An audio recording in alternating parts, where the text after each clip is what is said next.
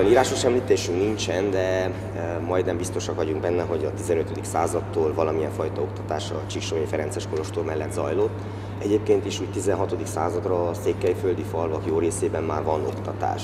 És akkor majdnem biztos a szakma benne, hogy a 16. századra már valamilyen intézménynek Csíksomlyon is kellett működnie. Igazából a 17. századtól már vannak írásos említések is. És ugye akkor kizárólag ugye, kezdetben 4 osztályos gimnázium van, és persze hogy a szerzetesek a tanárok is. A 17. század végén van egy elég jelentős mozzanat, amikor Kályni János a rendház főnöke, ugyanis attól a pillanattól kezdve nyomdagép van, és egy egészen más kulturális központot alakít ki Csíksomlyó. És akkor hát, hogy azért nagyobb lépésekkel haladjunk, többszöri, amikor itt tatárjárás vagy bármilyen fajta világégés volt, akkor általában megszűnik a rendház és vele együtt az iskola is, de mindig újra telepítik a rendházat is, és az iskola is újra alakul. És a 19. században igazából 1848-as forradalom és 49 szabadságharc után sikerül egy 8 osztályos gimnázium alakulni, és akkor már kinővi a csíksomlyai méreteket.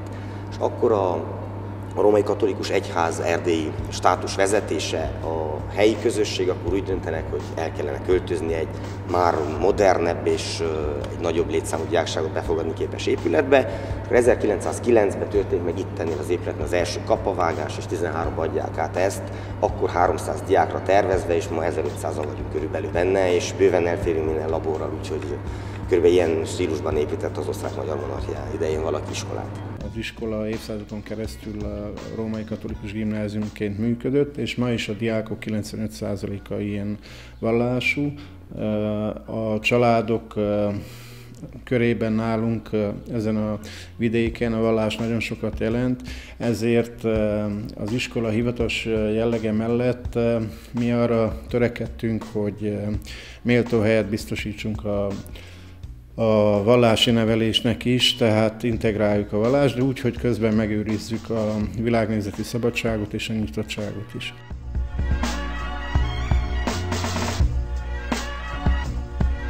Mindig is büszkeséggel töltötte el, hogy ide járhatok. Akárhol kérdezték meg, mindig emelt fővel mondtam, hogy a Márton Áron főgimnázium diákja vagyok. Számomra szerintem a legjobb iskolát jelenti a megyében, ahol büszkeség tanulni.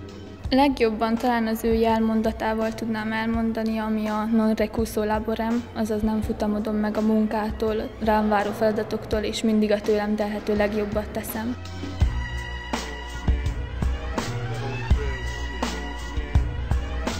Én egyrészt a kételkedés képességét és a lényeglátás képességét szeretném átadni nekik, tehát olyan értelemben, hogy ne higgyenek az előítéletekben, és ne fogadjanak el kész igazságként semmit, csak ami kiállja a józanész próbáját. Másrészt viszont emellett nagyon fontos az identitása, valahol a tartozás érzése, a kötődés az értékekhez, a nemzeti, a családi és a közösségi értékekhez, mert ez a két dolog csak együtt működik igazán. Ma is, ugye, hogyha valaki elkezd nézni egy híradót talán, és látja csak az európai folyamatot, gondoljunk migrációtól bármire, mindennek azért van egy alaptörténeti háttere. És én elsősorban középiskolás, ugye, és azért lehet elég komoly dolgokról beszélni velük.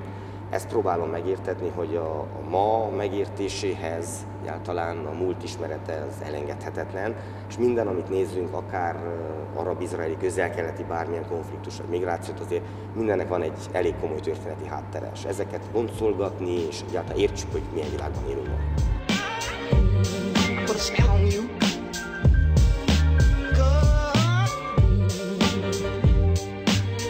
Elsősorban szerintem nagyon liberális oktatásra a jellemző az iskolára.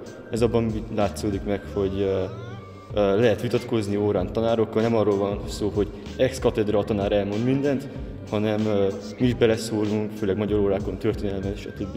A diáktanácsnak köszönhetően nagyon sok szabadidős tevékenység van, ezen kívül van néptánccsoport, rendszeresen szoktak filmklubot szervezni. Ezeken szoktam részt venni, továbbá van karácsonyi vásár, karácsonyi bál, és szoktak lenni ilyen teaházak, amikor szünetekben zene van. A hagyományokat összekapcsoljuk az új értékekkel, ez mutatja azt, hogy van névtánc csoportja az iskolának, de ezen kívül olyan rendezvényeket tartunk, mint a társadalomtudományok napok, ami arról szól, hogy különböző előadásokat tartanak a tanárok a meggyőződéseikről, vagy akár a 20. századi filozófusokról.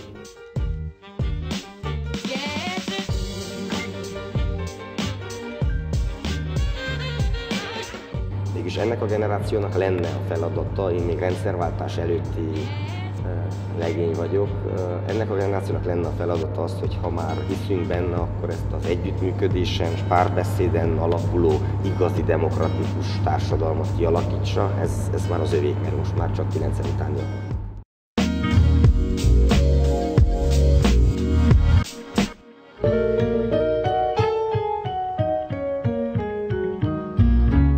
Az osztályunk elég érdekes, 25 lány van és 4 fiú, ami elég sok konfliktusra ad okot, de nagyon szeretem őket. Igazából, mivel biológia osztály vagyunk, így elég sokan orvosira fogunk tovább menni, hát szinte az osztály fele, úgy gondolom együtt marad, mert mind vásárhelyre megyünk.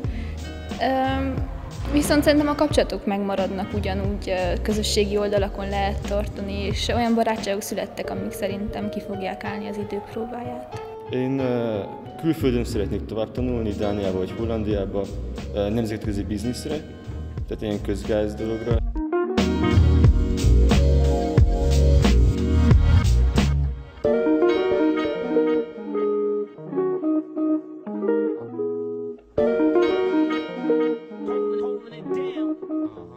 Check it out.